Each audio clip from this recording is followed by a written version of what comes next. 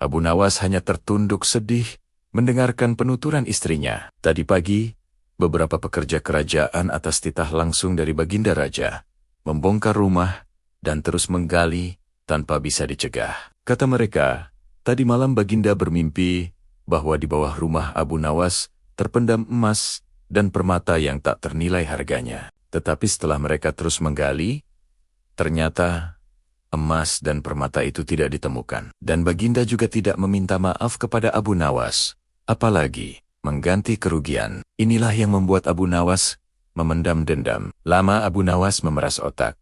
Namun, belum juga ia menemukan muslihat untuk membalas Baginda. Makanan yang dihidangkan oleh istrinya tidak dimakan karena nafsu makannya lenyap. Malam pun tiba. Namun Abu Nawas tetap tidak beranjak. Keesokan harinya, Abu Nawas melihat lalat-lalat mulai menyerbu makanan Abu Nawas yang sudah basi. Ia tiba-tiba tertawa riang. Tolong ambilkan kain penutup untuk makananku dan sebatang besi. Abu Nawas berkata kepada istrinya.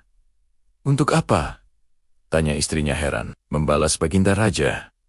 Kata Abu Nawas singkat. Dengan muka berseri-seri, Abu Nawas berangkat menuju istana. Setibanya di istana, Abu Nawas membungkuk hormat dan berkata, Ampun tuanku, hamba menghadap tuanku Baginda hanya untuk mengadukan perlakuan tamu-tamu yang tidak diundang. Mereka memasuki rumah hamba tanpa izin dari hamba dan berani memakan makanan hamba. Siapakah tamu-tamu yang tidak diundang itu, wahai Abu Nawas? Sergah Baginda kasar. Lalat-lalat ini, tuanku, kata Abu Nawas sambil membuka penutup piringnya. Kepada siapa lagi? Kalau bukan kepada Baginda junjungan hamba. Hamba mengadukan perlakuan yang tidak adil ini. Lalu keadilan? Yang bagaimana yang engkau inginkan dariku? Hamba hanya menginginkan izin tertulis dari Baginda sendiri, agar hamba bisa dengan leluasa menghukum lalat-lalat itu.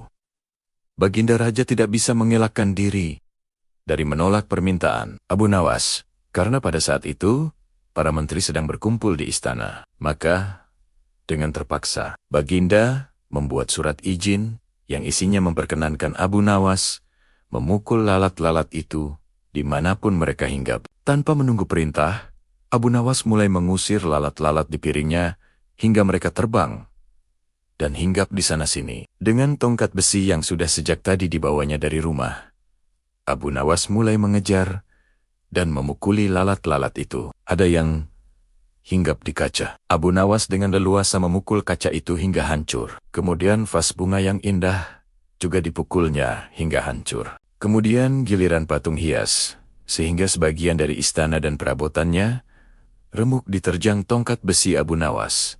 Bahkan, Abu Nawas tidak merasa malu memukul lalat yang kebetulan hinggap di tempayan Baginda Raja.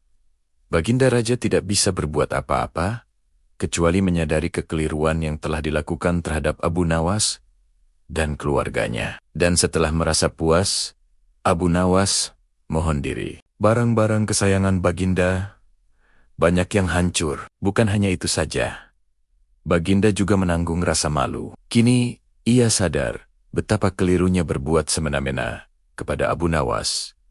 Abu Nawas yang nampak lucu dan sering menyenangkan orang itu, ternyata bisa berubah menjadi garang dan ganas, serta mampu membalas dendam terhadap orang yang mengusiknya. Abu Nawas pulang dengan perasaan lega. Istrinya pasti sedang menunggu di rumah untuk mendengarkan cerita apa yang dibawa dari istana.